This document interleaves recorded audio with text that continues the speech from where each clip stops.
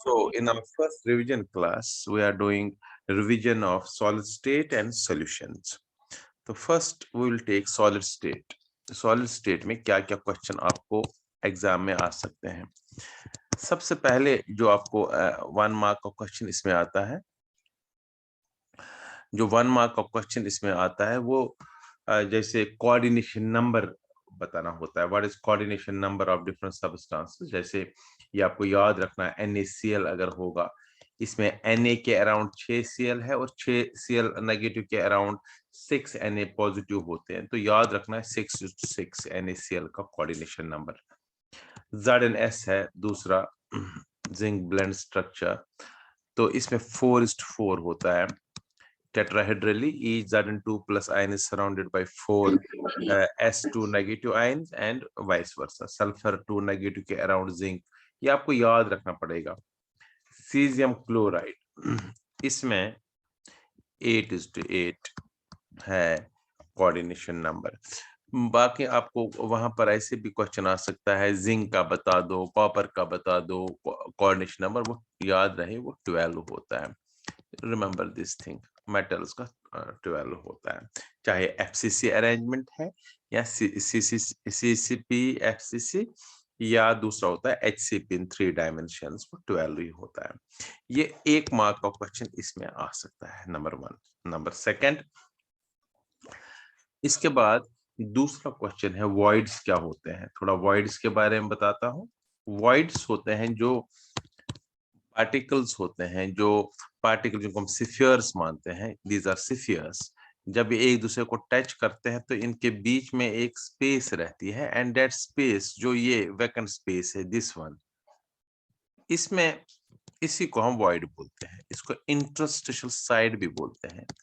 Interstitial site और void इसको हम बोल सकते हैं. इंटरस्टिशियल साइट और वॉइड इसको हम बोलते हैं.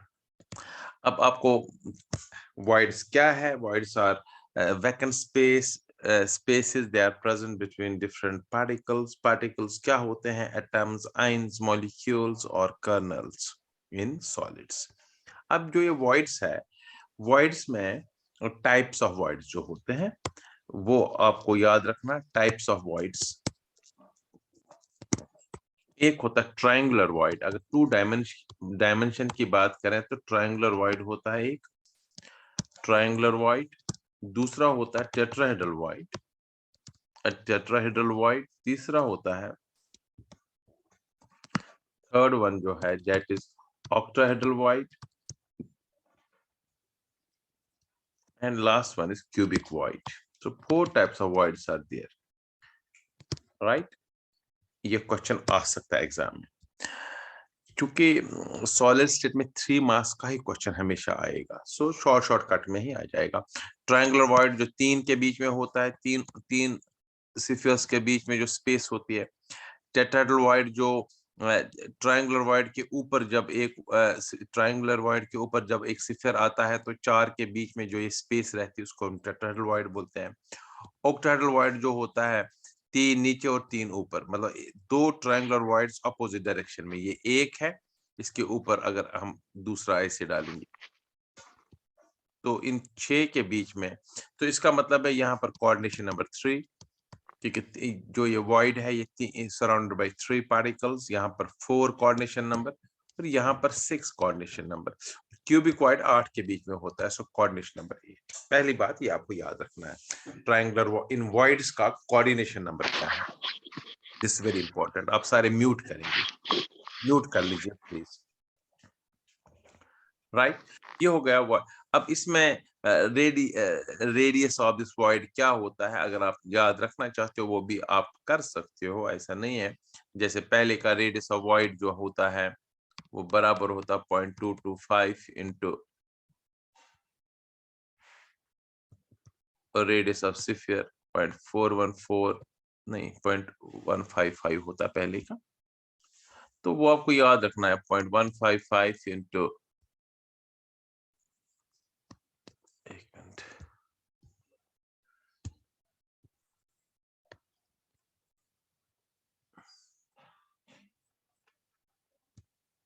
Just a minute.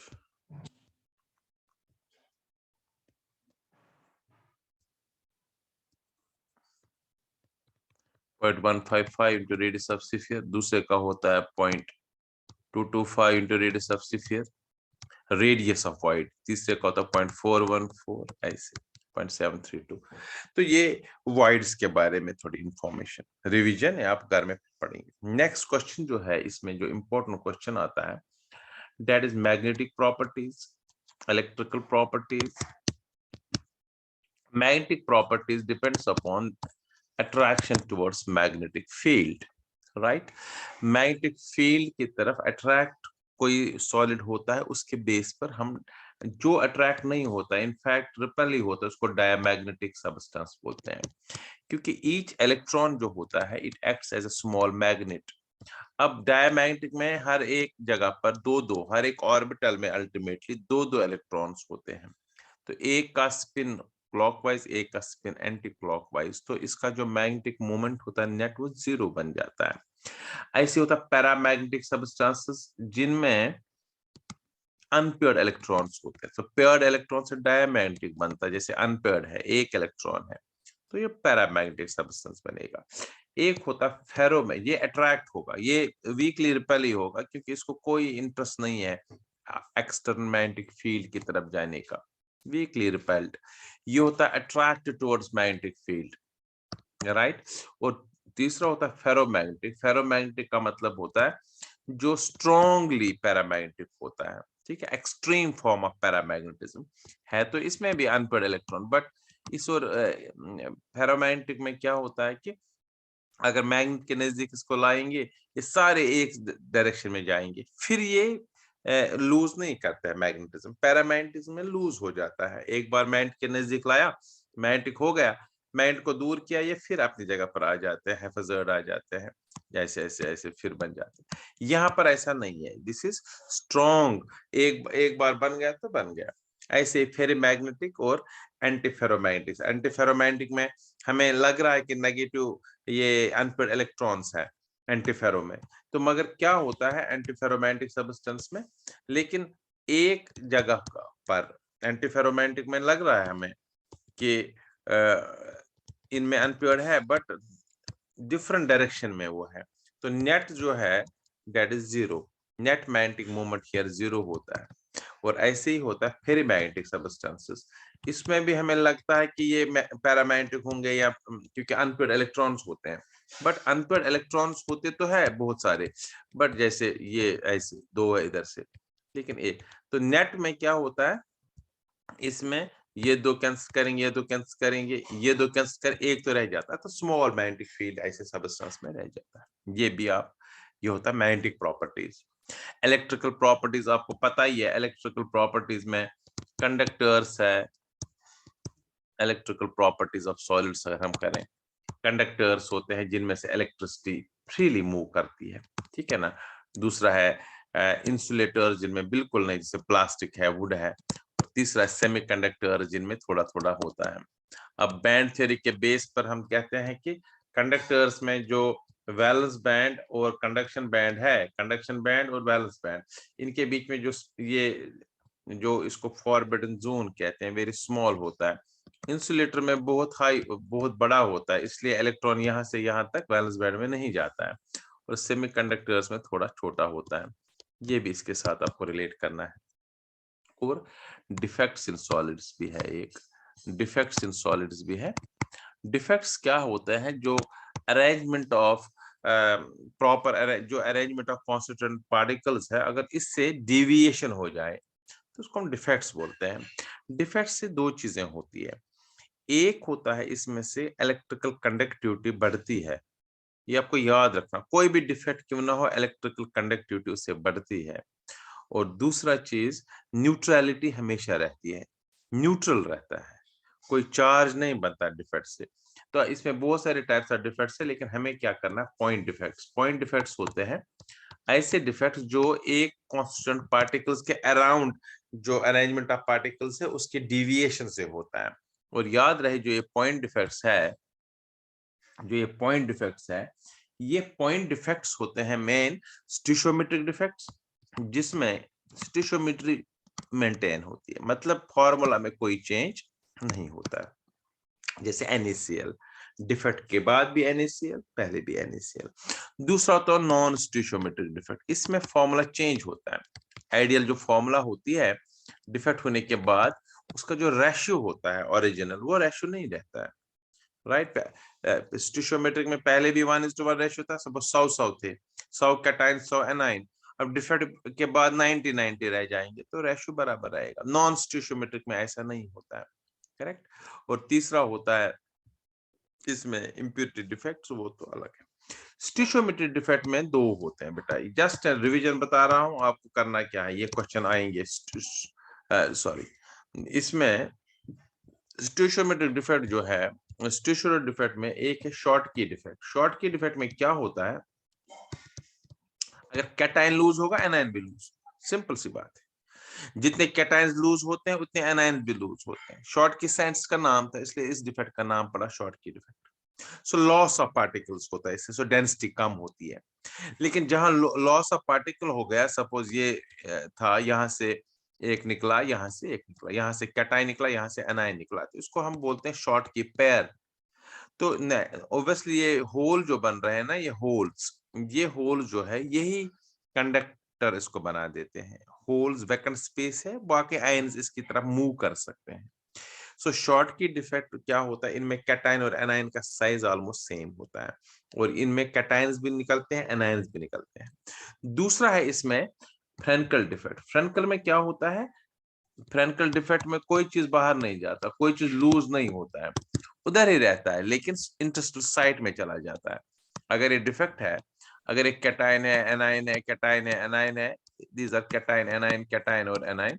तो सपोज ये कैटाइन यहाँ पर लूज होगा, यहाँ नॉर्मली कैटाइन छोटा होता है, वही लूज होता है। सपोज ये निकल गया यहाँ से निकल गया, तो ये कैटाइन यहाँ आ जाता है, इंटरस्टेशियल साइट में आता है। इसको इंटरस्टेशियल डिफेक्ट भी बोलते हैं।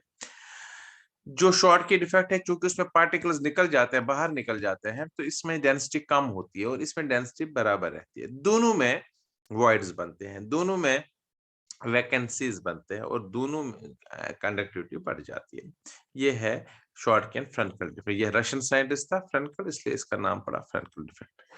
फिर इसके बाद फ्रेंकल डिफेक्ट के बाद अब दूसरा है नॉन स्टीशियोमेट्रिक। नॉन स्टीशियोमेट्रिक मैंने पहले ही कहा हुआ है, इसमें क्या होता है आपको पता है, नॉन स्टीशियोमेट्रिक डिफेक्ट्स में रेशियो सेम नहीं रहता है, रेशियो सेम नहीं होता कैटाइन एनाइन का। तो इसमें एक है मेटल एक्सेस डिफेक्ट, मेटल मतलब कैटाइन, याद रहे, तो इसमें कैटाइन ज्यादा होते हैं। दूसरा है मेटल डिफिशिएंसी, मतलब कैटाइन कम हो जाते हैं, सिंपल सी बात है। मेटल एक्सेस का मतलब cations more than anions defect के बाद, और metal deficiency cations less than anions, simple सी बात, राइट।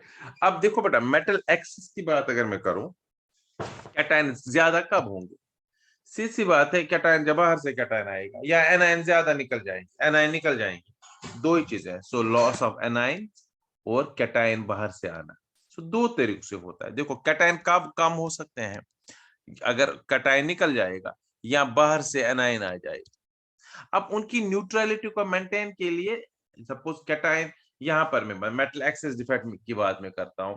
अगर मैं मेटल एक्सेस डिफेक्ट ले लूं, सपोज इसमें मैंने कहा कैटाइन ज्यादा कब होंगे, अगर बाहर से कैटाइन आएगा।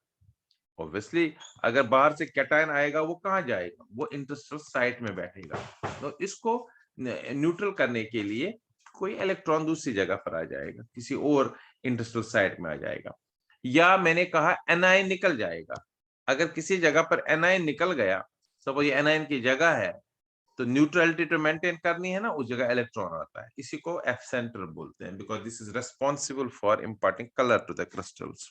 ठीक है, ये मैंने बताया, क्योंकि जो चीज निकलेगा उसको न्यूट्रल जरूर, क्योंकि मैंने कहा है कि जब भी कोई डिफेक्ट होगा, neutrality is always maintained, right. This was revision of this too, this very important. एक क्वेश्चन और भी है, कभी कभी आता है, what are dielectric properties of solids.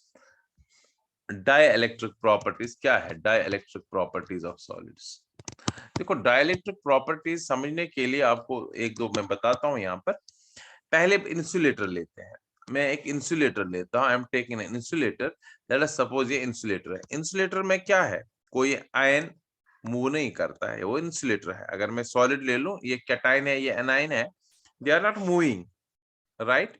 तो या कोई जैसे ये मैंने लिया, इसमें कैटाइन है, एनाइन है, दो साइड्स है इसमें, या एटम्स है, सिंपली एटम्स है, तो कोई नहीं मूव कर रहा है, इसे इंसुलेटर। सिलिकॉन लिया मैंने, अब क्या होता है, अब इसको मैं एक इलेक्ट्रिसिटी पास करूं, एक साइड नेगेटिव एक side positive, terminal of the battery के साथ कनेक्ट करता हूं, तो क्या होता है, जो एटम था, जो एटम ऐसे है, एटम में न्यूक्लियस है और इलेक्ट्रॉन्स है, अब न्यूक्लियस जाएगा नेगेटिव की ओर, तो पॉजिटिव पार्ट न्यूक्लियस इस साइड जाएगा, और नेगेटिव जो इलेक्ट्रॉन्स है वो पॉजिटिव की तरफ जाएंगे। मतलब एक साइड नेगेटिव ज्यादा इलेक्ट्रॉन सारे कंसंट्रेट होंगे और उस साइड पॉजिटिव रहेगा न्यूक्लियस। सो एक स्मॉल चार्ज बन जाती है, माइनस और पॉजिटिव इनमें। अब ऐसी सब्सटेंस, इसको कहते हैं, इसमें थोड़ी सी पोलराइजेशन हो गई, ऐसे क्रिस्टल्स को, ऐसे सॉलिड्स में पीजो इलेक्ट्रिक प्रॉपर्टीज होती है। पहले पता होना चाहिए पीजो इलेक्ट्रिक प्रॉपर्टीज किन सब्सटेंस में होती है, जिनमें पोलराइजेशन होगी, जिनमें थोड़े से पोलराइज्ड होंगे, जिसमें डिस्टॉर्ट हो जाएंगे एटम्स, एक साइड नेगेटिव चार्ज एक साइड पॉजिटिव चार्ज। अगर ऐसे सॉलिड को हम थोड़ा सा मैकेनिकल प्रेशर अप्लाई करेंगे, हथौड़ा मारेंगे या कोई प्रेशर अप्लाई करेंगे, तो ये हिल जाएंगे, ये एटम्स। सो नेगेटिव पॉजिटिव हिल जाएंगे, स्मॉल इलेक्ट्रिसिटी इज प्रोड्यूस, और उस इलेक्ट्रिसिटी को कहते हैं पीजो इलेक्ट्रिसिटी। और उस पीजो इलेक्ट्रिसिटी, ऐसे सॉलिड्स को पीजो इलेक्ट्रिक्स बोलते हैं, राइट। अगर हम हीट से करेंगे, हीट, ऐसे सॉलिड्स को हीट करेंगे तब भी हो गया, हीट से भी हिल जाएंगे। तो हिलने से, जब चार्ज कभी हिलती है तो वही तो छोटी इलेक्ट्रिसिटी होती है, तो उसको हम बोलते हैं, जैसे पीजो इलेक्ट्रिसिटी हम घरों में करते हैं ना, लाइटर में पीछे से प्रेशर अप्लाई करते हैं तो क्या हो जाता है, ये छोटे जो पोलराइज एटम्स हैं उसमें ये हिल जाते हैं, स्मॉल इलेक्ट्रिसिटी प्रोड्यूस होती है, स्मॉल स्पार्क प्रोड्यूस होती है। अगर हीट से होगा तो उसको पायरो इलेक्ट्रिसिटी बोलते हैं। ऐसे ही फेरो इलेक्ट्रिसिटी होती है। तो ऐसे सॉलिड्स को अगर हम उल्टे तरीके से अब लगाएंगे, कुछ सॉलिड्स ऐसे होते हैं, यहाँ से नेगेटिव यहाँ से पॉजिटिव, पोलराइज होने के बाद तो फिर ये उल्टे डायरेक्शन में मूव करने की कोशिश करेंगे, उसको हम कह सकते हैं फेरो इलेक्ट्रिक्स और फेरो इलेक्ट्रिसिटी। बेरियम, टाइटेनेट, ये सारे, लेड, जिरकोनेट, ये इसके एग्जांपल है। This was revision of solid state. अब हम रिवीजन करेंगे सॉल्यूशन का, क्या क्या क्वेश्चन आएगा इसमें।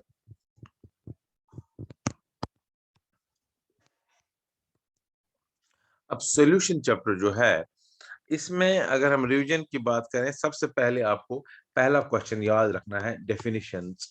मोलैरिटी क्या है, number of moles of solute dissolved per litre of solution, correct. Molality क्या है, number of moles of solute dissolved per kilogram of solvent.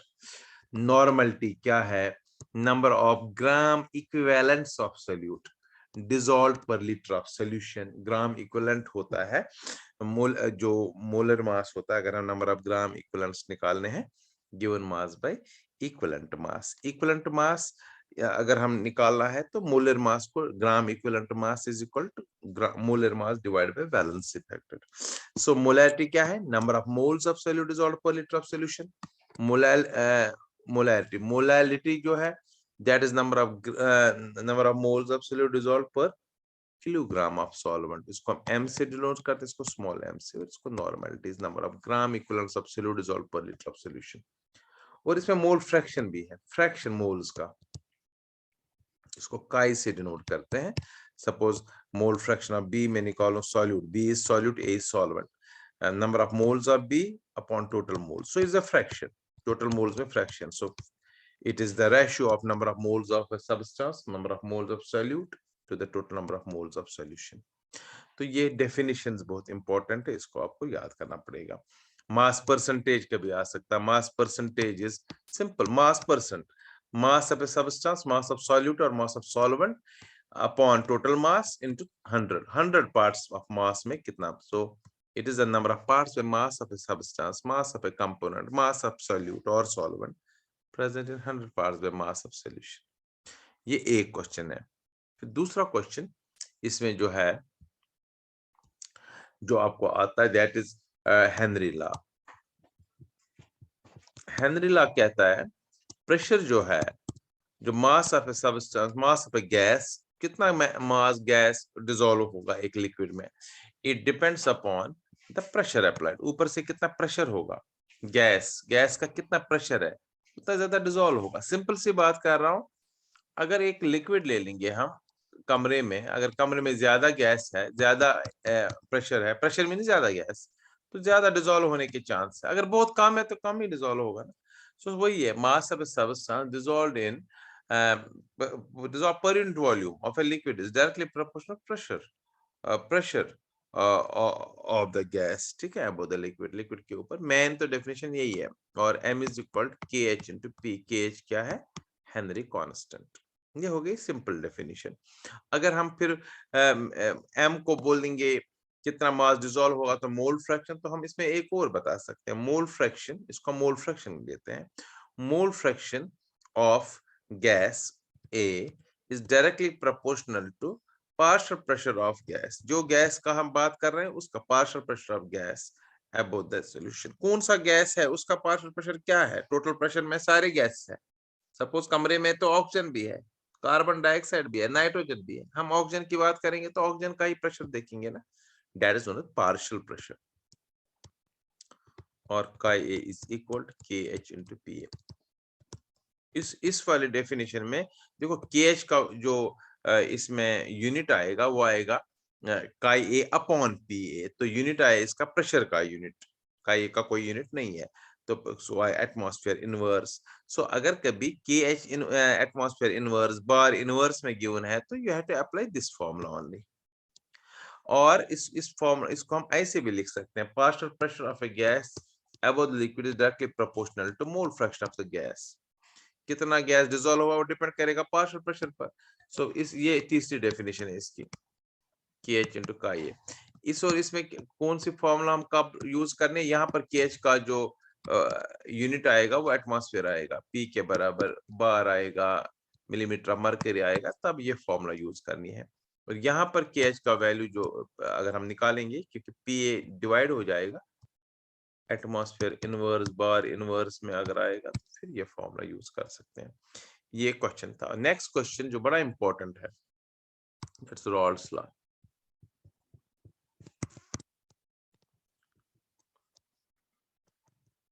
Rawls law जो है, रॉल्स लॉ, रॉल्ट ने क्या कहा, उसने कहा कि वेपर प्रेशर ऑफ सॉल्यूशंस, मान लीजिए पानी का एक प्रेशर है वेपर प्रेशर, अगर इसमें हम सॉल्यूट डालेंगे तो इसके वेपर प्रेशर को क्या होगा।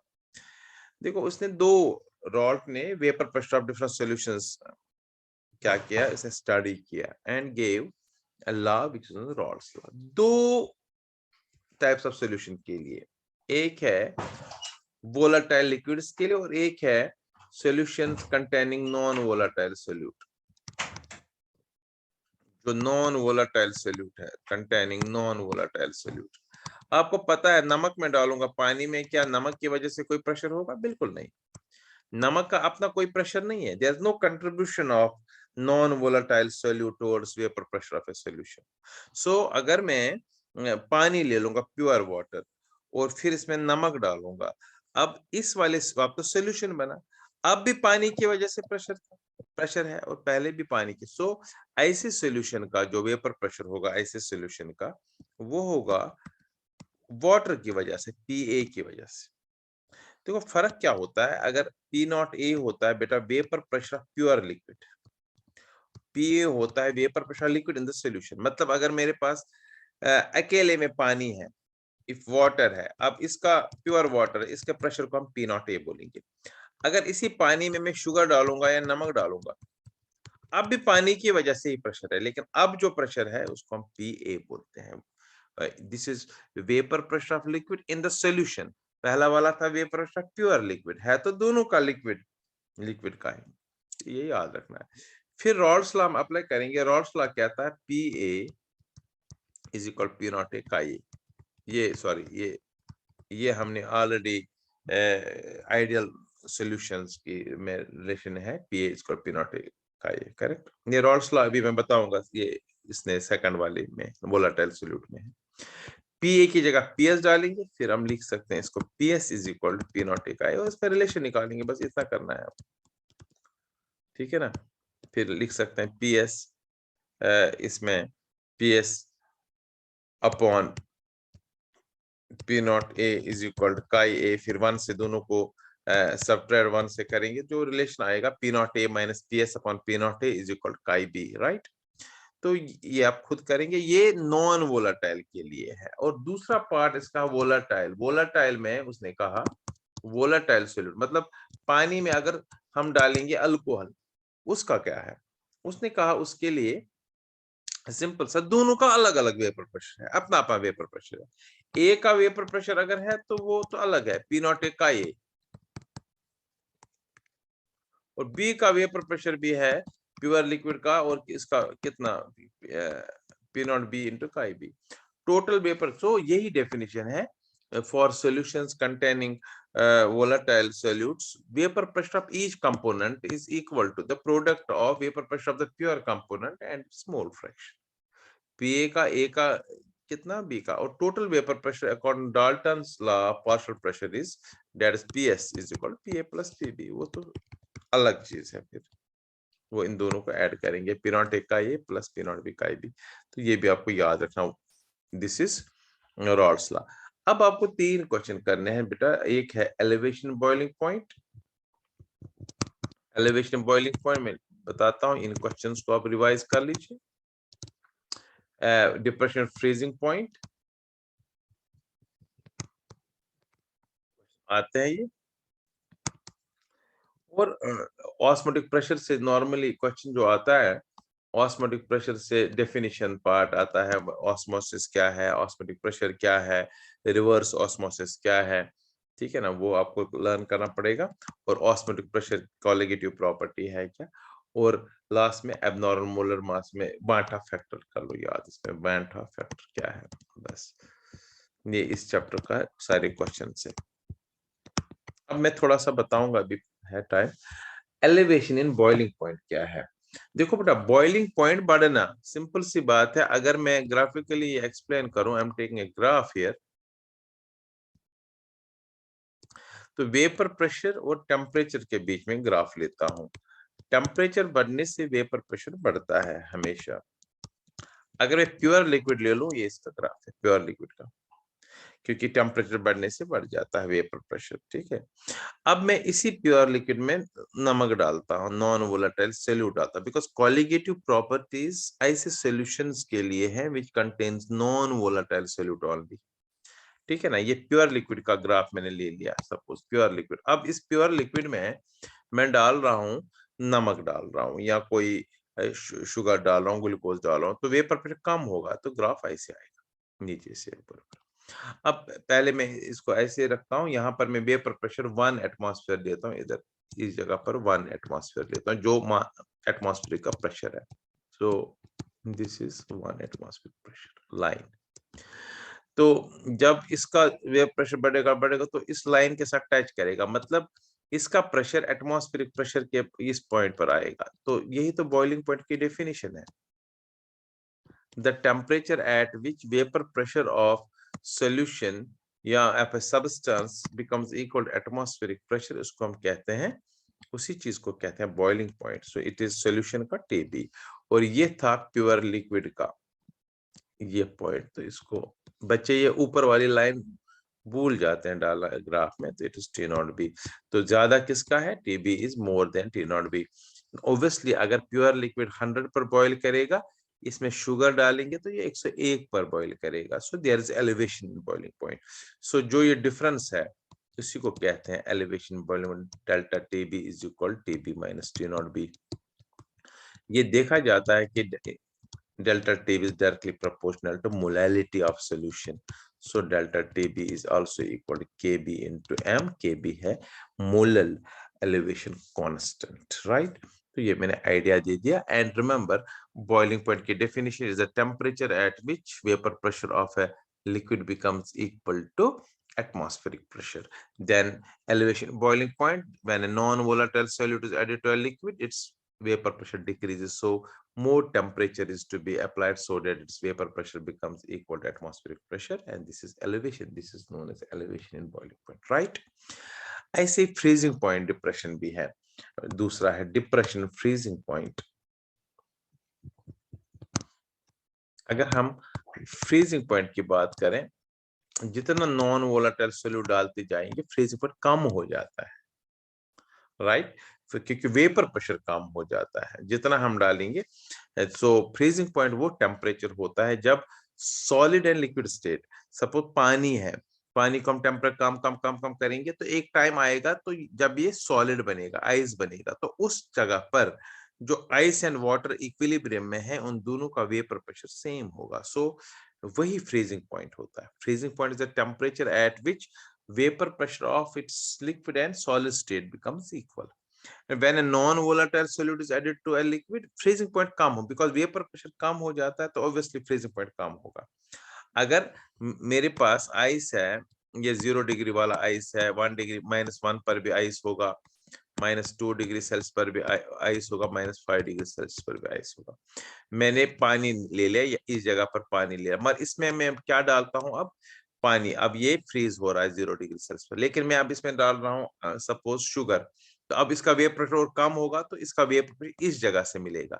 सो अब इसका फ्रीजिंग पॉइंट -1 होगा, और डालूंगा तो और कम हो जाएगा, -2 बनेगा।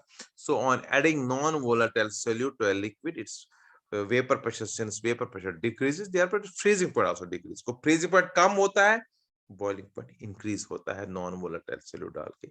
बाकी सेम इसमें भी वही है, डेल्टा टीएफ होता है। सो ज्यादा ज्यादा फ्रीजिंग पॉइंट किसका होगा, प्योर लिक्विड का कम होगा, क्योंकि 0 डिग्री प्योर लिक्विड का है, आइस वाले शुगर वाले का -1 है। सो ज्यादा में से हमेशा कम होता है, ज्यादा को T0F बोलेंगे, -TF इसमें याद रखना है। बाकी वही यहाँ पर भी delta TF is equal to KF into M। KF is molar freezing point depression constant. बाकी ये सारे के सारे चूंकि मोलैलिटी पर डिपेंड है, so number of moles per depend है, तो इसलिए ये कॉलिगेटिव प्रॉपर्टी है। तो एक ऑस्मोटिक प्रेशर इजी है, वो आप खुद करना है। Van't Hoff factor, van't Hoff ने क्या कहा कि अगर मैंने नमक का 1 मोल डाला पानी में, मैंने डाला 1 मोल, लेकिन वहां पर ये 2 मोल हो गए, तो इसलिए पार्टिकल्स बढ़ गए। यही तो वैन टॉप फैक्टर है। वैन टॉप फैक्टर आई की एक डेफिनेशन ये भी है, ठीक है ना। Van't Hoff factor gives extent of dissociation और association of solute in the solution. तो इसके लिए वैन टॉप फैक्टर 2 हो गया, number of particles after dissociation upon number of particles before dissociation और एसोसिएशन। So 2/1 that is 2। तो ये van Hoff factor आप देख लीजिएगा। ये था, तो मोटे तौर पर मैंने थोड़ा सा बता दिया।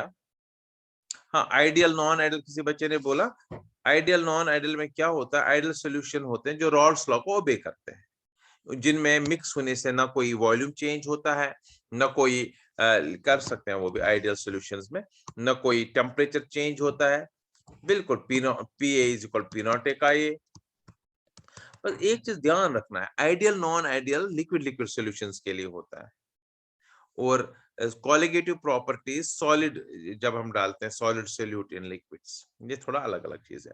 आइडियल सॉल्यूशन यहाँ पर क्या है, सॉलिड वाले भी होंगे लेकिन वेरी डाइल्यूट सॉल्यूशंस वो होते हैं आइडियल। तो यहाँ पर आइडियल सॉल्यूशन जो मैंने कहा P इज इक्वल P0 का ये, ऐसे PB इज इक्वल P0 का ये, बिल्कुल बराबर, ना कोई कम ना कोई ज्यादा। सपोज बेंजीन को मैं टॉलिन से मिलाता हूँ, पहले जो प्रेशर था वही बाद में भी। ये ऐसे सॉल्यूशन ऐसे लिक्विड से बनता है जिनका सेम होता है स्ट्रक्चर, सेम होता है नेचर, और कम से कम एक कार्बन का डिफरेंस, जैसे हेक्सेन एंड हेप्टेन, एक कार्बन का डिफरेंस ये बनाएंगे आइडियल सॉल्यूशन। ठीक है, वाटर एंड नाइट्रिक एसिड ये तो नॉन आइडियल सॉल्यूशन है, right. Water and nitric acid non ideal solution है, acetone and nitric acid non ideal solution है, मिथाइल अल्कोहल इथाइल अल्कोहल ये आइडियल सॉल्यूशंस है, राइट। तो this was all about today's. आप अपने अपने ग्रुप्स में लिख सकते हो, अगर कोई दिक्कत होगी तो